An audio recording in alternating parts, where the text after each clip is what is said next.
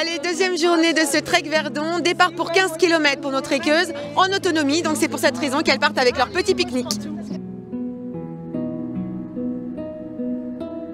Tu as fait de belles rencontres. Voilà, le groupe d'entrée, je veux dire, m'ont accepté. Ça s'est fait sur le palier en haut des marches, vraiment de façon aléatoire, et c'était trop cool, quoi. Hein, on est d'accord? Je pense elles n'ont pas regretté, même si je suis toujours la dernière, elles veulent me garder, donc...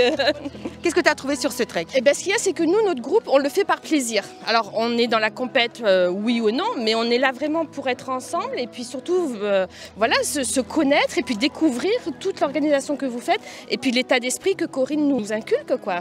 On n'est pas là pour savoir ce qu'on fait dans la vie, ni dans quoi on travaille. Enfin, il n'y a aucun statut et vraiment, ça, c'est génial. J'adore. Venez, venez, venez. Merci, bravo à toi. Merci.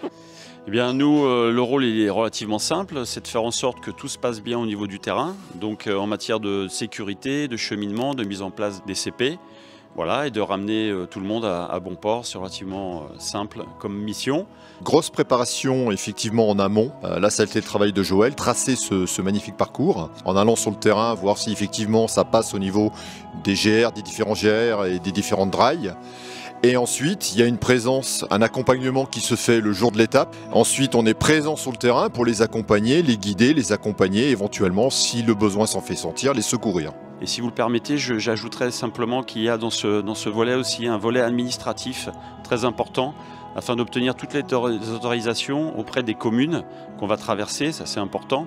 Une déclaration en ce moment, notamment avec le Covid, à la préfecture, qui va nous donner son autorisation pour l'épreuve. Donc ça c'est primordial et on a fait quelque chose de plus conforme à la météo qui nous attend aujourd'hui. Vous n'allez pas tout retrouver ça dans la nature heureusement, mais voilà. Il faut savoir dans les sacs de tri, tout ce qui se trie ici, c'est tout ce qui est aluminium, papier, cartonnette, plastique. On peut le mettre dedans, ça va dans le même conteneur. Le verre, c'est dans un conteneur à part. Et les sacs qui sont en plastique? Oui, recyclés et issus du recyclage. Et puis à la fin, on aura juste à basculer tout dans les conteneurs de tri pour que ça parte en valorisation. Si vous avez un peu de verre, vous le mettrez au-dessus, on l'enlèvera à l'arrivée. À mes côtés, Monsieur Balbis, président de la communauté de communes Lac et Gorge du Verdon, qui soutient le premier Trek Verdon, Trek Elle Marche Verdon. Merci beaucoup, en tout cas, de votre partenariat. Alors, c'est très important d'avoir des partenaires qui participent au tri des déchets. Et votre Trek du Verdon dans notre beau territoire permet de sensibiliser la population au tri. À ce sujet, nous avons investi pour 150 000 € de colonnes de tri tout aux abords du lac, afin de permettre aux gens de trier correctement, puisque je vous rappelle que nous accueillons plus d'1 million de touristes par an. C'est respecter aussi ce cadre de jeu formidable et magnifique. Et justement à ce sujet, vous offrez à toutes nos trekkeuses ce sac de tri. Elles vont pouvoir mettre dedans tout ce qu'elles vont trouver sur le parcours qui ne devrait pas être dans la nature. Tout à fait, en appliquant les consignes de tri qui sont posées dessus. Merci beaucoup. Je vous en prie.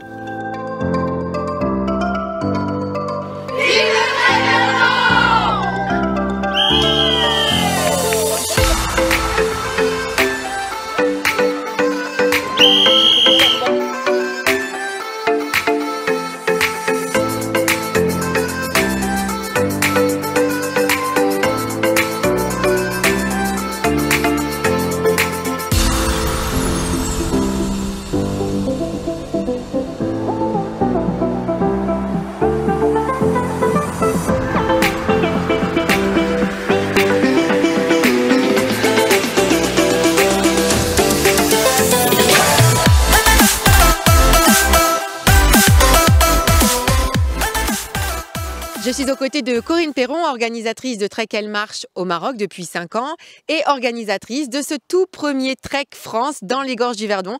Tu as donné le départ en juin, après 2 faux départs justement. Qu'est-ce qui t'a donné envie de créer ce Trek en France ? Alors déjà, ça me trottait dans la tête depuis quelques années. Et bon, ça fait pas très longtemps que j'organisais Trek non plus, mais le Covid-19, clairement, pour moi, ça a été un booster quelque part, le fait de me remettre en question et d'imaginer d'autres choses. Comme on ne pouvait pas quitter la France, je me dis c'est le moment ou jamais d'organiser un Trek en France. et une jauge de 100 à peu près participantes revue à la baisse à cause des conditions sanitaires. C'était très important pour toi de respecter ces conditions. Bah oui, donc toutes les participantes et toute l'équipe d'organisation ont fourni un test PCR négatif. À l'intérieur, tout le monde porte le masque. À l'extérieur, pour marcher dans la nature, elles ne portent pas le masque. Mais elles sont parties par petits groupes de 6, espacés tous les 300 mètres. Donc il n'y a jamais d'attroupement sur la voie publique. On a vraiment respecté tout ça. On marche pour se faire plaisir, mais en plus, on se rend utile, donc c'est gagnant-gagnant. Même si elles ne sont pas majeures, là, contrairement au Maroc où il faut être majeur, elles peuvent avoir 15 ans, partir avec leur maman, à partir du moment où elles ont un minimum de physique, un minimum d'entraînement, un bon mental, mais pas plus que ça. Mais c'est vraiment un week-end sympa entre copines, un peu sportif, mais c'est l'idée de se retrouver dans la bonne humeur. Alors pour toi, cette première édition, c'est une réussite? Bah oui. Franchement, oui. Malgré tout le stress que ça comporte et tous les doutes, parce que quand on fait quelque chose pour la première fois, on doute toujours, on n'est jamais sûr d'y arriver.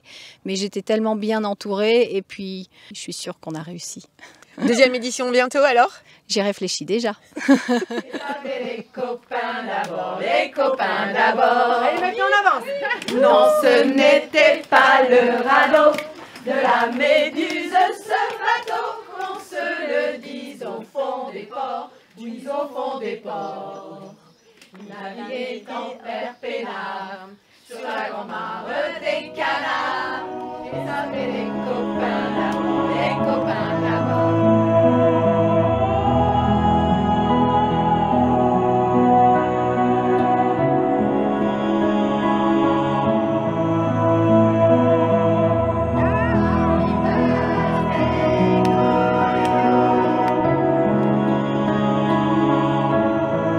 Qu'est-ce que tu as envie de dire aux femmes qui te regardent et qui se disent bah tiens, pourquoi pas le trek?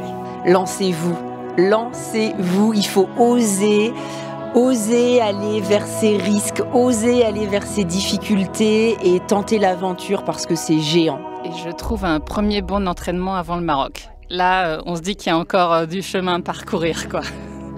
Nous, on voulait changer de paysage, voilà, surtout. Ouais.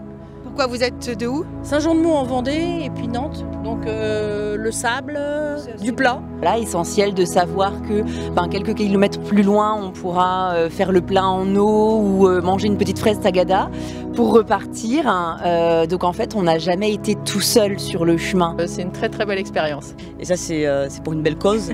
Et ça, il faut le souligner quand même. Super contente de vivre ça après le confinement. C'est génial, magique et je crois que vraiment on apprécie encore plus. Super équipe d'orga, on est content et on attend le prochain. Tous les moments d'entraide entre les filles. Non, c'est une très belle expérience et je partage le fait que ça soit renouvelé aussi. Ouais. Le choix du parcours est génial parce que totalement différent tout le long du... Voilà. Vous, l'équipe rouge, top. Voilà, non c'est l'ambiance géniale. Un excellent prétexte pour partir sans les enfants et sans le mari. Voilà. Venez, top. Et bah ouais, c'est elle qui en parle le mieux. C'est vraiment, et puis après on éprouve une immense satisfaction personnelle qu'on partage avec les autres, qu'on partage avec nos proches, et ça n'a pas de prix en fait. C'est la première fois que je m'octroie un plaisir, on va dire, rien que pour moi. Sans emmener toute ma tribu. Je suis maman de 4 enfants et grand-mère. Donc habituellement, je partage beaucoup avec mes enfants, mon petit-fils. Et là, c'était voilà, un cadeau que pour moi.